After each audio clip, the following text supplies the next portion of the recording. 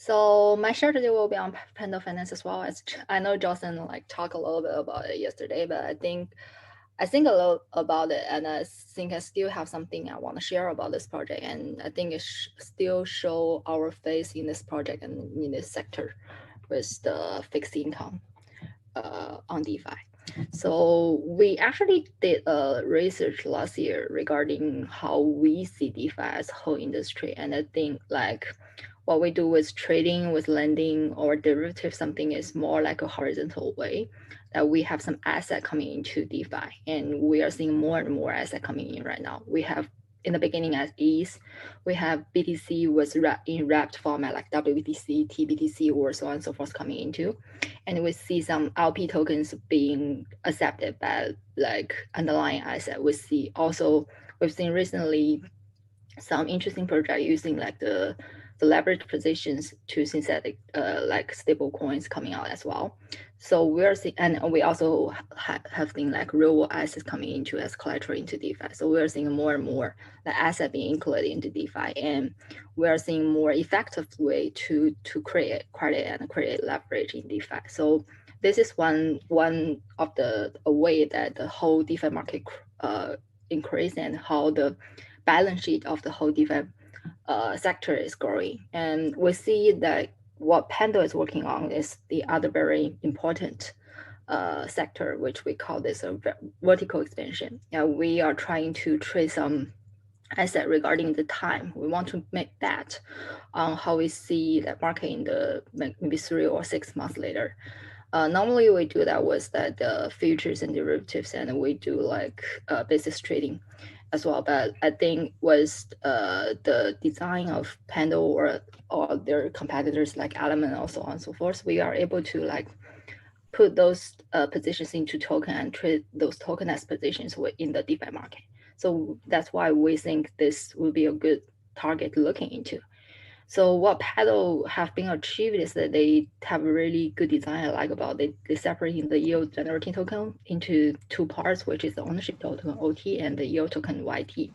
And the people who like want to trade the interest part can just put their bet onto YT. Say that they don't need to have a heavy position to a long sport or short futures. They just need to buy or YT as some position, say that we think the current leverage of the market is pretty low. We believe that there's a bull run coming up.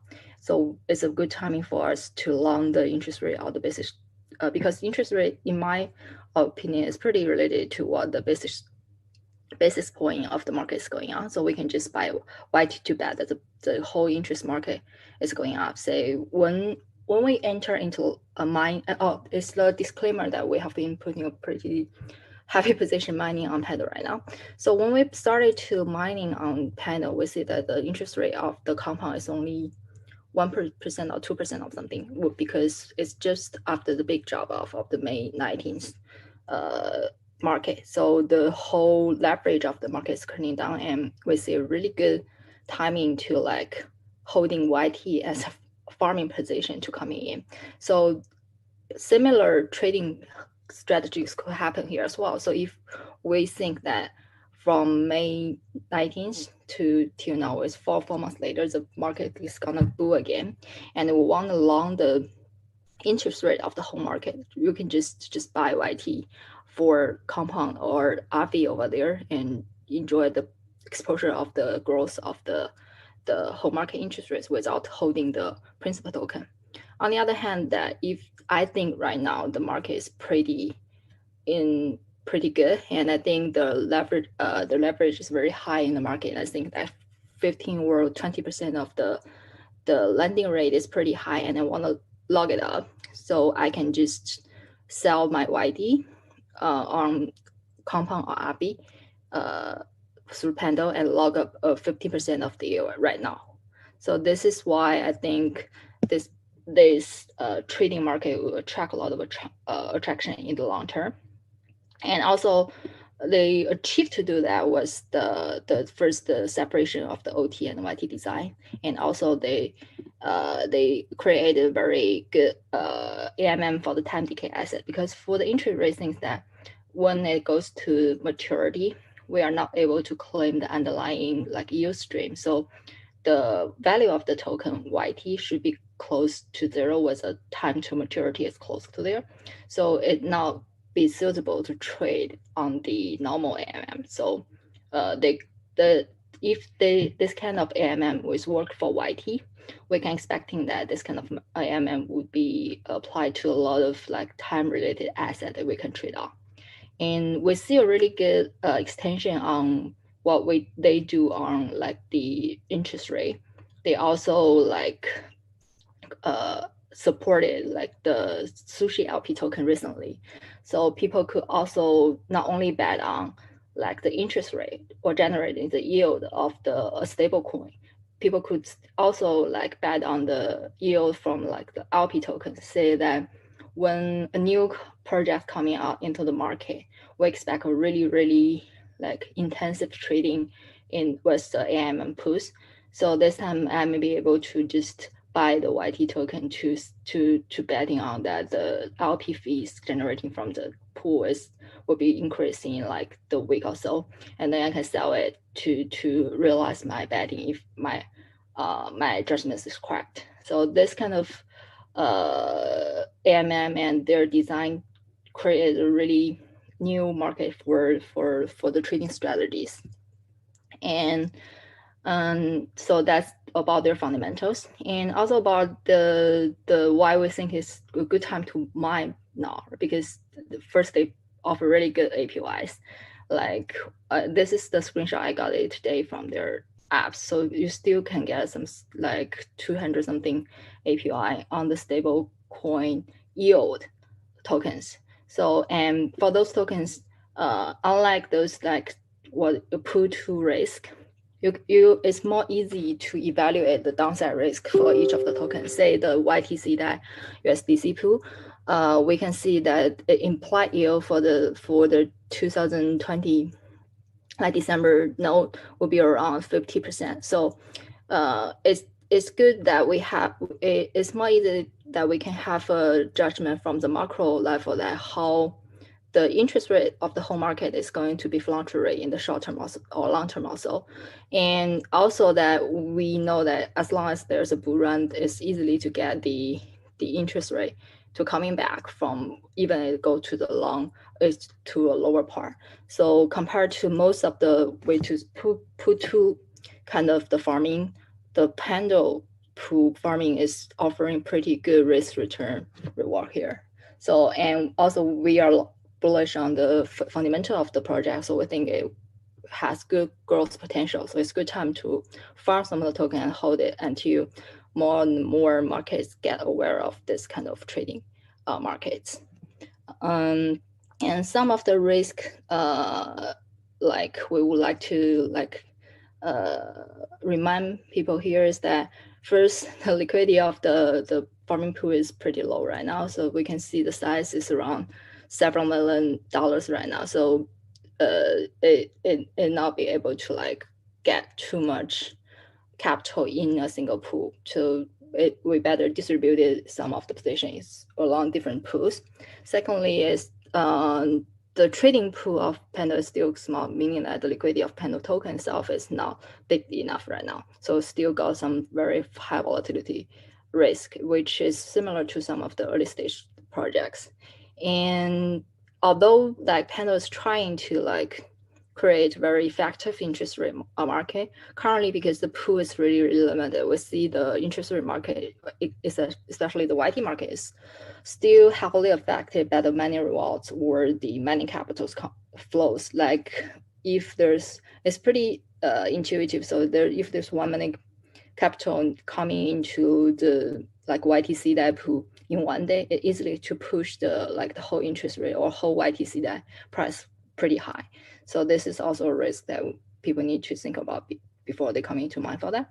And last but not leastly, the gas fee for their smart contract is pretty high right now because they're associated with pretty much of the protocols they need to interact with, like compound via their own farming protocols and their own smart contract at the same time. So the farming gas cost for this project is pretty high right now, but the team is currently like first like separate different like smart contracts into individual one to reduce the cost. And also I know that they are considering about some layer 2 solutions to reduce the cost.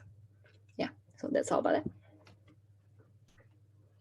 Thanks so much, Ruby. I think it's just a beautiful presentation. And anybody here who have any comments or any questions? Actually, I have one. So, you know that we also did invest into Swivel. It's another like fixed income protocols, and because you know it's a two-sided market. So actually, if you want to sell tokens or if you want to find your counterparty on the market to think that okay, right now the interest is high, I want to sell it, and somebody will think, okay, I can cover that. I can, you know, I think it's still low. So I'm thinking about, all right, what is the like the point that here, maybe about the let's say the liquidity or like say if there's no big whales actually coming into this sector, there will be like not enough money actually stays in the pool. You know what I mean? So You don't actually, have enough because it's like a counterparty. two-sided, right? So you have to find your counterparty. But what if like right now it's like the stable coin yield right now on RV is around let's say 5% or 4%, right? So what if there's nobody actually becomes your counterparty? Everybody thinks the same direction. Yeah. Yeah, I think I need to separate your question into two parts. One is about the liquidity of the depth of the whole counterparty, where Yeah. who is trading like the yield versus. Second is about what if that everybody is betting on the same direction, right? Yes, exactly. For the first one, I think it actually is a problem that a lot of fixed income protocols like Pendle got when they first listed their products. So we didn't see much of the market awareness until Pendle launched their Sushi Swap LP tokens. So I personally think that the boom or the whole growth is not coming from the traditional interest rate we're thinking about it, like interest rate from stable coins like CDAI or AUSDC something, because their fluctuation and their volatility is kind of capped because the underlying is just too stable and is largely affected by the lending market right now. But I think the Sushi Swap LP token or that part is creating something new. So Yeah, exactly. yeah, it's pretty much like we don't have the market to trade in any other place. But there definitely this thing is definitely something we can bet on, and we can make some good amount of money from. So I think it will be some like capital coming into SLPs and people betting on those high volatility things first, and then people get used to this kind of trading strategies, and then coming back to more stable part to park a larger amount of capital. And also I think I'm actually expecting more attraction in a bear market situation, that when the Yeah. equity part is not that booming, the people it's not that easy to get like 200 or 300 something a day from an Yeah. equity token. They will coming back to trade and the leverage. The good thing about interest rate market here is that you can create a leverage with less capital here. So then at that part, I think more capital will come in on and you will get more counterparty. This is one. And second, regarding the the trending part, I think that is how the market is trending. So people could there is some hedging strategies that we can do regarding the risk, because regarding the interest rate, because that if the implied rate is super high here in Pendle, people actually get the incentive to buy the YT tokens and buy the OT tokens, and then just merge them together and to redeem more of the principal from the original protocol was a lower yield. So there will be arbitrage opportunities to flatten down the single direction bet. That's hope this solve your problem. Yeah, yeah. Thanks so much. I think I somehow understand it, but I think I need to check with you after this meeting. And Okay. yeah, I want to exchange some ideas. Okay, anybody else? Any comments? Let me check.